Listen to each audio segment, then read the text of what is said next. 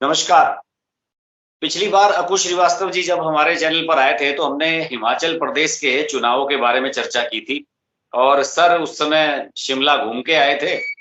तो इन्होंने बिल्कुल हमें बता दिया था कि मामला वहाँ गड़बड़ होने वाला है और वही हुआ है। अब सर आज जो चर्चा का विषय रहेगा सर हमारा वो 2024 को लेके जो अब रिवर्स काउंटिंग एक तरह की चल पड़ी है, उसके बारे में करेंगे। अभी सर फिलहाल जो 2 मुद्दे इस समय बड़े तेजी से उछल रहे हैं, बीबीसी की डॉक्यूमेंट्री आई, अडानी वाला मामला हो गया।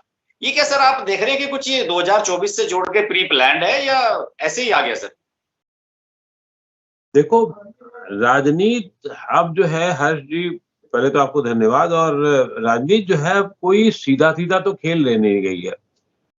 मैं अक्सर इस्तेमाल करता हूँ और यहाँ पे फिर इस्तेमाल करना चाहूँगा, वो बड़ा शतरंज का खेल है। किसी को हराने के लिए, किसी को शह-मात देने के लिए आपको बहुत आगे तक सोचना होता है। आप एक एक चाल से नहीं सिद्ध होता है कि आप इसको यहाँ घेर के रख लो तो उससे क्या होगा, तो वो दूसरा भी बच्चा नहीं रह गया अब वो पहले से ये प्रिज़्यूम करके चलता है कि मेरे खिलाफ ये चाल चली जानी है और फिर ये इसमें ये किया जा सकता है। हाँ, कुछ अनप्रेसिडेंटेड खिलाड़ी जब होते हैं, आ जाते हैं, तब ज़रूर ऐसा लगता है कि अब इसको काउंटर कैसे किया जाए। हिंडनबर्ग की रिपोर्ट ऐसी ही एक रिपोर्ट थी जो अप्रत्याशित इस मामले में थी राजनीतिक क्षेत्रों में कि उसका इस्तेमाल भारतीय चुनावों में कर लिया जाएगा या चुनावों के वक़्त कर लिया जाएगा, वो शायद इतना अपेक्षित नहीं था। ये तो सब जानते हैं कि भारत में जब चीज़ें अच्छी चल रही हों, स्थायी चूक लिया हो उन्होंने और तस्वीर चमकी-सी दिख रही हो, दुनिया में जब बाज़ार धरातल पे हो, इकोनॉमिक पूरी आर्थिक स्थिति बिल्कुल दबी हुई हो और भारत की अपेक्षाकृत ज़्यादा अच्छी नज़र आ रही हो, तो सबकी निगाहें उसकी होती हैं, उसके ऊपर रहती हैं। चाहे वो रूस हो, अमेरिका की ताकत कम हो रही है, तो वो उसको लगता है कि कैसे क्या किया जा सकता है। और ये अंतर्राष्ट्रीय स्तर पर भी एक शह-मात के खेल चलते हैं और इसे अगर आप और खराब शब्दों में कहा जाए तो षड्यंत्र के खेल चलते रहते हैं। ऐसा नहीं है कि भारत भी कोई जब आस-पास के देशों में होता है तो उसकी भी निगाह होती है। अब तो क्योंकि विश्व की शक्तियों पर भी उसकी निगाह होती है, तो वो भी चीज़ों को देखता रहता है। मुझे नहीं लगता कि भारतीय नेतृत्व ने हिंडनबर्ग की रिपोर्ट को लेकर के इस तरीके से सोचा था कि ये भी हो जाएगा और वो भी हमारे खिलाफ हो जाएगा। अमेरिका अपेक्षाकृत रूप से हमारे साथ रहा है, सामने दिखता रहा है, लेकिन पर्दे के पीछे कुछ और होते हैं खेल। और मैं इसका पुरजोर समर्थन करता हूँ कि हिंडनबर्ग की रिपोर्ट की जाँच होनी चाहिए, लेकिन मुझे ये बात बहुत साफ दिखती है कि वो एक षड्यंत्र का हिस्सा है। जो कंपनी खुद शॉर्ट सेलिंग में का काम करती रहती हो, उसका अपना धंधा ही यही हो और फिर उसके बाद वो एक ऐसी रिपोर्ट लेकर के सामने आ जाए, जिससे भारत के हित नहीं परोक्ष रूप से तो नहीं कह सकते आप, लेकिन अपरोक्ष रूप से भारत के हित भी दिखते हैं और उसमें साबित होने की कोशिश होती है कि सरकार कमज़ोर है। तो वो एक षड्यंत्र का खेल नज़र आता है मुझे। लेकिन ये खेलों से क्योंकि इतना बड़ा खेल नहीं है, तमाशे के लिए तो खेल है ये। इसका असर भी थोड़ा बहुत दिखने के लिए हो सकता है। लेकिन ऐसा नहीं होने जा रहा है कि इससे कोई हमारी व्यवस्था चरमरा जाए।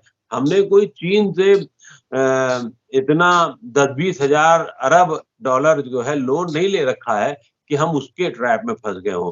अभी ये मामला तब तक चर्चा में रहेगा और अगर खुदा न खास्ता अगर अडानी की कोई भी कंपनी डिफ़ॉल्टर किसी मामले में हो जाएगी, अभी लोन रिपेमेंट उनका मामला जो है वो अभी तत्काल रूप से नहीं है सामने, लेकिन अडानी की कंपनी जो है वो अभी मुझे फँसती हुई नहीं नज़र आ रही है और अगर वो फँस भी गई तो दूसरी कंपनी उनको उबारने के लिए तैयार बैठी है।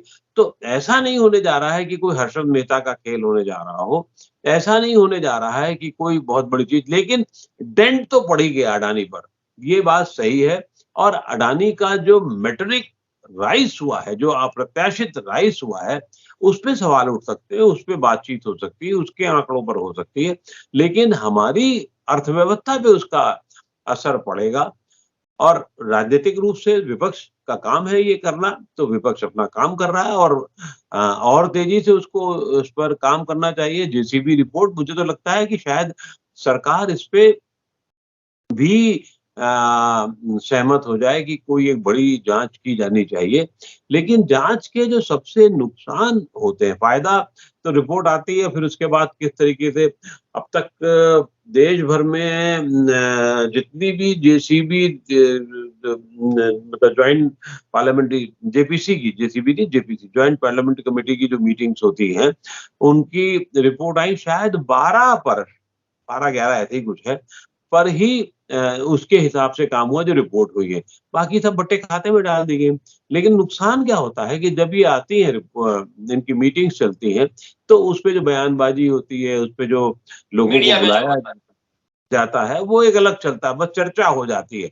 उसका बहुत असर नहीं है। लेकिन मुझे नहीं लगता कि इसमें भी बहुत सारा होगा, अभी हंगामा होगा, संसद सत्र चल रहा है और इसकी टाइमिंग देखिए आप, इस हाँ, रिपोर्ट की, तो वो टाइमिंग भी ऐसी थी कि जिसमें संसद का सत्र हो, चुनाव के खेल हों, अभी चुनाव हमारे यहाँ कुछ राज्यों में, नॉर्थ ईस्ट के राज्यों में होने हों, तो ऐसी स्थिति में इसका कोशिश तो की गई डगमगाने मतलब धक्का देने की सरकार को, लेकिन मुझे नहीं लगता कि वो बहुत सफल हो पाएगी।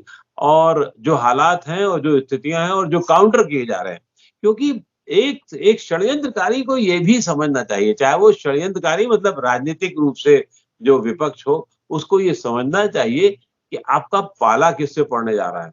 तो अब विपक्ष मतलब सत्तारूढ़ दल भी उसको काउंटर करने के लिए तमाम तरीके से तैयार हो रहा है। ये बात दूसरी कि उसके लिए एक मुश्किल तिर्री हुई है कि उसको एक और फ्रंट पर सामना करना पड़ रहा है।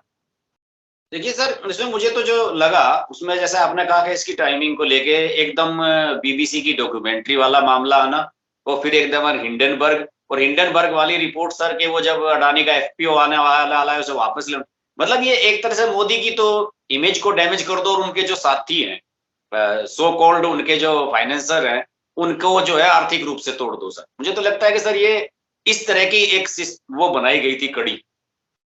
देखिए, ये कहना भी बहुत एकदम से उचित नहीं होता है कि सो कॉल्ड फाइनेंसर और सो कॉल्ड समर्थक हो सकते हैं और उनमें तय है कि उसमें कुछ पॉसिबिलिटी ज़्यादा नज़र आती हो और जो सरकार है, वो जो तेज़ी से काम दिखाना चाहती है, करना चाहती है, तो उसके लिए वो किसी का पक्ष भी ले सकती है, किसी चाहती भी होगी किसी को ज़्यादा आगे जाए, ये होता है, राजनीति में सब कुछ होता है।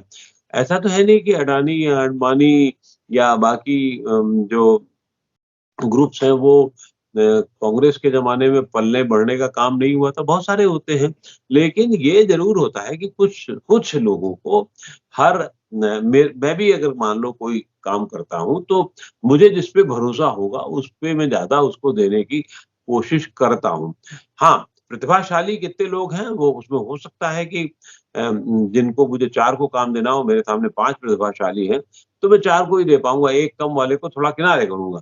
लेकिन जो हमारे हिसाब से अपेक्षाकृत हिसाब से काम करता है, भई आप किसी राज्य में मुख्यमंत्री को तो एक ही आदमी बनाया जाता है ना, तो वो इसलिए बनाया जाता है कि आपके समीकरणों में कौन फिट होता है। तो आपका समीकरण कैसा है, आपके हिसाब से कैसे आगे बढ़ सकता है, आगे कैसे काम कर सकता है, जातीय समीकरण कैसा होगा, तो वो सब कुछ सोच के किया जाता है। तो ये फ़ेवर की बात तो की जाती है और होती रही है और होती होगी और लगती भी है कई बार। लेकिन आउट ऑफ वे जाकर के कितना हुआ है इसका कहानी तो हमारे देश में बहुत पुरानी रही है, आउट ऑफ वे वाले में तो बहुत सारे लोग ने कई तरीके से फ़ायदे उठाए हैं। तो ये मुझे नहीं लगता कि इसका कोई बहुत आगे तक जा पाएगा मामला। अगले 15 एक दिन में अगर सरकार ने कोई जाँच-वाँच नहीं बिठाई, तो ये मामला भी इसकी कुछ काउंटर रिपोर्ट्स आएँगी। उस हिंडनबर्ग के बारे में रिपोर्ट्स आना शुरू हो ही गई हैं कि 5 साल की कंपनी इस तरीके से रिसर्च का काम उसको ठेका लेती है या करती है, तो किसके कहने पे करती है, क्या होता है, क्या नहीं है। और जिन 18 कंपनियों को पहले वो कर चुकी हैं, उनके इशारे पर वही कंपनियां ज्यादा होती हैं, उस देश की कंपनियां ज्यादा होती हैं जहां अगले एक आध साल में या एक आध उसमें कुछ होने वाला होता है राजनीतिक रूप से। तो तमाम बातें हैं जिसको जिसको धीरे धीरे खुलासा होगा।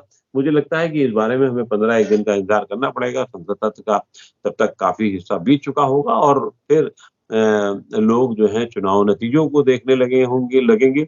हाँ, अब जहां जैसे ही त्रिपुरा का चुनाव का नतीजा आएगा या मेघालय का आएगा, नागालैंड का आएगा, तो वो हो सकता है कि पूरे देश में कोई सनसनी फैलाने में कामयाब ना हो।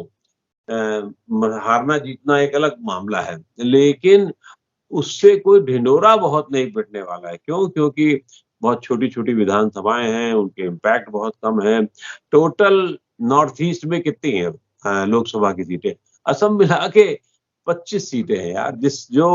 जो इन 5 इन पर जिन स्टेट्स में चुनाव है इनमें तो 2-3 ही है सर, 3 ही है। नहीं, इसमें 5 हैं। एक-एक सब जगह है और 1-2 त्रिपुरा में है, तो 5 सीटें हैं उस तरीके से मिला करके। तो वो कोई बहुत बड़ा ऐसा नहीं होने लेकिन देखो परसेप्शन की बात होती है ना कि आपने एक राज्य लूज़ किया या पाया, रिटेन किया या रखा। तो त्रिपुरा को छोड़ के बाकी राज्यों में तो जो सहयोगी दल हैं या बाकी चीज़ें हैं, मुझे लगता है कि वो सहयोगी दल ही उसमें ज़्यादा बड़ा काम करते रहे हैं और वो वैसे ही होने वाला लगभग दिख रहा अच्छा है। सर, ये जो बीबीसी की डॉक्यूमेंट्री वाला मामला था सर, आपने पता नहीं देखी है कि नहीं डॉक्यूमेंट्री? मैंने उसका एक पार्ट देखा है सर। उसमें सनसनीखेज तो है वो निश्चित रूप से, और जिस तरह के उसमें अनसेंसर्ड चीजें दिखाई गई हैं सर, और पहला ही सीन होता है बैकग्राउंड में वो मारने काटने की आवाजें आने लगती हैं सर, बहुत सनसनीखेज रूप से बनाई गई है। मैंने देखा है द वायर वाले सिद्धार्थ वरदराजन उसका रिव्यू कर रहे थे कि बहुत ही एथिक्स का उसमें इस्तेमाल किया गया है। सर बकवास कर रहे हैं, बिल्कुल झूठ बोल रहे हैं। उसे बिल्कुल सेंसलाइज तरीके से बनाया गया है। और एक नरेंद्र मोदी का जो इंटरव्यू उसमें दिखाया गया है, वो पता नहीं, मैंने तो कभी देखा नहीं कि सर वो स्क्रीन किया गया है कि नहीं। मुझे लगता है कि ये गलती जिन लोगों ने भी इसको प्लान किया, वो शायद 1 साल पहले कर लिया। अगर ये जनवरी 2024 में आती तो शायद इसका फायदा होता लोगों को। देखो डॉक्यूमेंट्री ये सब जो बनाई जाती हैं मैं तो ये इसको इस तरीके से देखना चाहूँगा कि ये किस वर्ग को ज़्यादा प्रभावित करती है। 20 साल हो गए, ठीक है ना?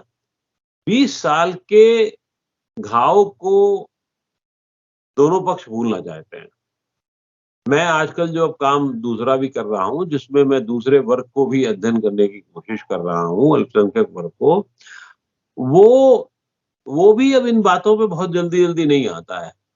लेकिन क्योंकि राजनीति के खेले में कंसिडरेशन ऑफ वोट्स, वोटों को जो अपने खेमे में रखने की कोशिश हो, चाहे वो अ, बहुसंख्यक वर्ग का हो, चाहे वो अल्पसंख्यक वर्ग का हो। इससे फ़ायदा सिर्फ़ उतना होना है कि खेमेबाज़ी बढ़ जाएगी। बीबीसी की रिपोर्ट का ये जो तथाकथित हम ऐसे लोग या आप ऐसे लोग या थोड़े और जो ऊपर वाले लोग जिनको अपने आप को बहुत बड़ा तीसमारखा राजनीति में मानते हैं, जो कहते हैं कि हमारी बात बहुत आगे तक जाती है, वो उनके चर्चा का तो विषय हो सकता है। लेकिन जब वो ज़मीन पर आती है, वोट में आती है, तो हर्ष आपको जान के ताज्जुब होगा, वो सिर्फ़ और सिर्फ़ उसको उस तरह से देखते हैं कि ये हिंदुओं के हित में है या मुसलमानों के हित में है या देश के हित में है। कुछ लोग उसको अलग तरीके से इंटरप्रिटेशन उसका करते हैं, विश्लेषण करते हैं और कुछ लोग अलग तरीके से करते हैं। तो जब ज़मीन पे आता है, तो जब तक नरेंद्र मोदी की इमेज को तब तक खतरा नहीं होगा, उनकी लोकप्रियता का क्यों इंडेक्स नहीं कम होने जा रहा है? कल परसों एक अमेरिकन रिपोर्ट आई तो उसमें कहा गया कि नरेंद्र मोदी फिर उस पर ऊपर जा रहे हैं। जी, जी। तो आप ये मुझे बताओ कि वोट देने वाले जैसे आजकल जो मुझे उनका बयान वैसे किरण रिजिजू का पसंद नहीं आ रहा, जिस तरीके से बात कर रहे हैं कानून मंत्री होकर के और कोलोजियम को लेकर के कि साहब हमें जनता चुन के आती है और मतलब न्याय व्यवस्था से हमें वो कोलोजियम पे हिट कर रहे थे। लेकिन अगर इस तरीके से आप हिट करेंगे और फिर जजेस जिनको चुन के आना है और फाइनली आना ही आना है उनको, क्योंकि वो जो कोलेजियम का चट्टा-बट्टा है वो ऐसा ही है कि उसमें लाना अभी आजकल की व्यवस्था में तो वही होगा। उसकी क्रेडिबिलिटी तो आप गिरा सकते हैं। लेकिन अभी की व्यवस्था में वो जज आएँगे तो अननेसेसरीली क्यों उनको बायस किया जा रहा है? ये भी एक लेकिन ये भी इतना खेल इतना आसान नहीं है। वो एक सोची-समझी रणनीति के तहत है और चाहे वो कोलिजियम कर रहा हो, चाहे वो सरकार कर रही हो, चाहे वो विपक्ष कर रहा हो, वो सब सिर्फ़ और सिर्फ़ मुझे ये बात कहने में कोई संकोच नहीं कि सब अपने-अपने हितों को साधने की कोशिश कर रहे हैं। कोलिज्यम वाले मामले में भी इसी तरीके से है न्याय व्यवस्था, क्योंकि अभी अब तक जो कहा जाता है कि वो जो सिर्फ क्यों 200 ही परिवार के बीच में लोग पहुँचे आगे, ये एक अक्सर आरोप लगाया जाता है और ये सच भी काफ़ी होता है।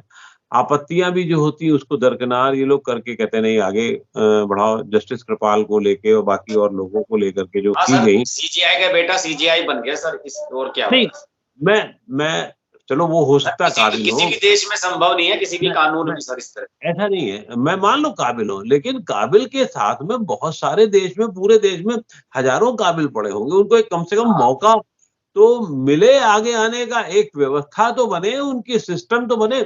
अभी मैंने अश्विनी कुमार जो पूर्व कानून मंत्री थे, उनसे बातचीत की थी, तो उन्होंने कहा भाई ये कहाँ से साबित होता है कि जस्टिस ही काबिल लोगों को ढूँढ पाएँगे, सरकार नहीं ढूँढ पाएगी। सरकार को भी तो चाहिए ना कि काबिल लोगों को एक जगह रखे, एक तरीके से रखे, एक निष्पक्ष तरीके से बात कर सके।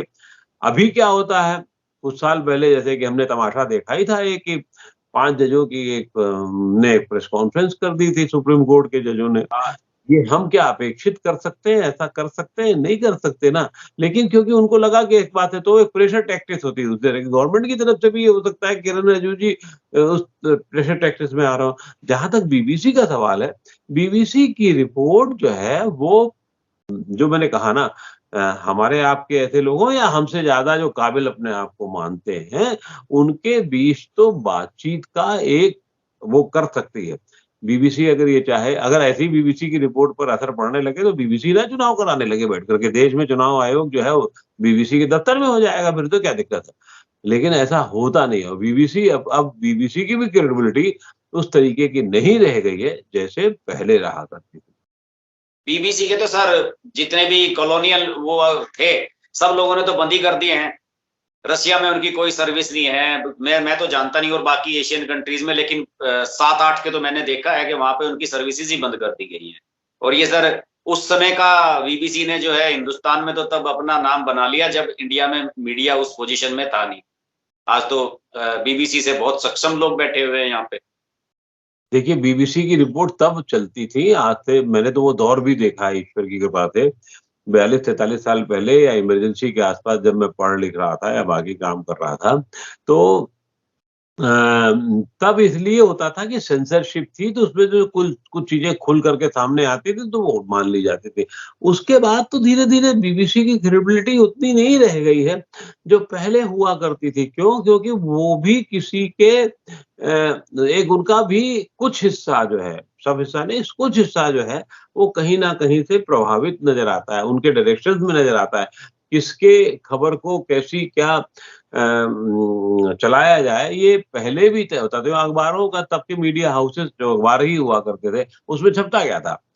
या तो इमरजेंसी के पहले जो छपता था, वो आप देख लीजिए क्या छपता था। पहली खबर हर रोज़ प्रधानमंत्री का सिर्फ भाषण होता था। हाँ, हाँ सर। आ हाँ, वही तो कह रहा हूँ ना इमरजेंसी के बाद पहले और या 80 के मध्य दशक तक क्या होता था? सिर्फ प्रधानमंत्री का भाषण छपता था। या कोई रेल उलट गई वो छप गया, दुर्घटना हो गई वो छप गया। इसके अलावा कुछ भी मैं दावा कर सकता हूँ, कुछ भी नहीं छपता था। क्यों? क्योंकि उतनी सर्विसेज़ नहीं थी, उतना कुछ रहस्य उद्घाटन करने वाला नहीं था। तो उसमें बीबीसी ने अपनी एक क्रेडिबिलिटी बनाई थी। अब क्योंकि बहुत सारी खबरें हैं, हमारे जीवन शैली की खबरें हैं, हमारे बेरोज़गारी की खबरें हैं, हमारा महँगाई की खबर है, तो वो खबरें हम लेते हैं। अब लोग कह सकते हैं कि बेरोज़गारी, महँगाई इतनी दिखती है, नहीं दिखती है, लेकिन अगर रिकॉर्ड आप देखेंगे तो मध्य वर्ग जिस तरीके से बढ़ रहा है, वो कहाँ से बढ़ रहा है?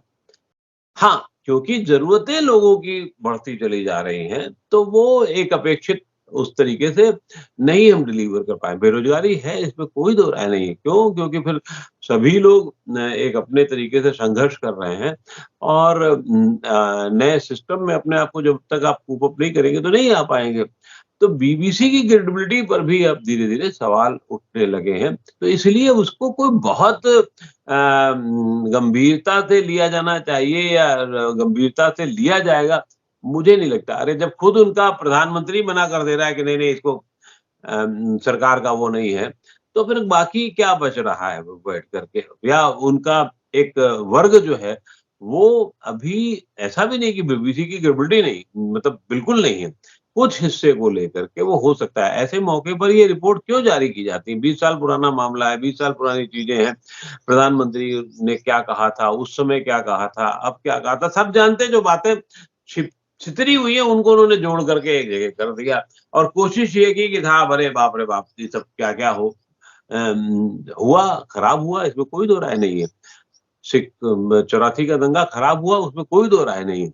लेकिन उससे कई बार लोग निकल के आगे बढ़ते हैं। देश बँटवारा हुआ, लाखों लोग मर गए, लेकिन आकर के दूसरे लोगों ने अपनी ज़िंदगी सँवारी ना। अब 370 को लेकर कोई बात नहीं करेगा, क्यों? क्योंकि पता है कि अब वो इतिहास का मामला हो गया। राम मंदिर में भी कोई बहुत बड़ी बात नहीं होगी, अगर उसको एक क्योंकि बड़ा मामला है तो तय है कि सत्ता पक्ष उसको अब ज़्यादा उभारने की कोशिश करेगा, वो करेगा भी वो उसको, उसकी अपनी एक अलग स्ट्रैटेजी होगी। बीबीसी तो की इसके बारे में तो सर ये भी कहा जा रहा है, मैंने कुछ आर्टिकल्स पढ़े वहाँ पे। मैंने जो इंग्लैंड के जो अखबार हैं, मैंने उनके की पेपर्स वगैरह चेक किए। उसमें सर वहाँ पे ऋषि सुनक और वही जो कंजर्वेटिव और जो लेबर पार्टी वाला मामला है, उससे भी है, क्योंकि जैक स्ट्रॉ जो है वो इनके वो विरोधी खेमे से हैं। तो ये भी माना गया कि नरेंद्र मोदी और ऋषि सुनक, क्योंकि ऋषि सुनक भी भारतीय मूल के हैं, कि दोनों के बीच में भी एक थोड़ा-सा इससे वो आएगा, तनाव की स्थिति बनेगी। नहीं, नहीं, मैं देखो ऋषि सुनक के बारे में अगर आपको बात करनी है तो उनका रिकॉर्ड देखना पड़ेगा। वो हमेशा से विरोधी रहे हैं, भारत विरोधी उनका रहा है। लेकिन अब आप सब जब सत्ता में आ जाते हैं तो एक आप ऑफिस को रिप्रेजेंट करते हैं, आप प्रधानमंत्री हैं, आप कोई सिर्फ लेकिन सांसद नहीं, आप किसी संबंध तो सब मेंटेन करने की कोशिश करते हैं सर। इंडिया से संबंध कौन बिगाड़ना चाहेगा? सही बात है। आज आज ब्रिटेन से बड़ी ताकत है भारत। आर्थिक रूप से बड़ी ताकत है, भारत बड़ी है। तो वो कोई भी देश अब वो उस स्थिति में नहीं है कि हमसे बिगाड़ करके रखना चाहेगा। जी। तो ऐसी स्थिति में तो ऋषि सुनक ने क्यों पल्ला झाड़ दिया? इसीलिए झाड़ दिया ना। भारतीय मूल के ना भी होते, वो कोई ऋत्विक डोरल होते तो भी वैसे ही चलता। वो भी वही कहते कि no no there is nothing nothing to do with us, we don't recommend it और we don't know about this. तो वो अपना जो भी कहना होता उनको कहते वो, जैसे कि ऋषि सुनक ने कहा है। चलिए ठीक है सर, काफ़ी लंबी वार्ता हो गई सर। धन्यवाद। चलिए, फिर मुलाकात होती है सर आपसे। हाँ, धन्यवाद हाँ, सर। अलग-अलग नमस्कार। राज्यों पे बात करेंगे फिर बैठ करके कभी।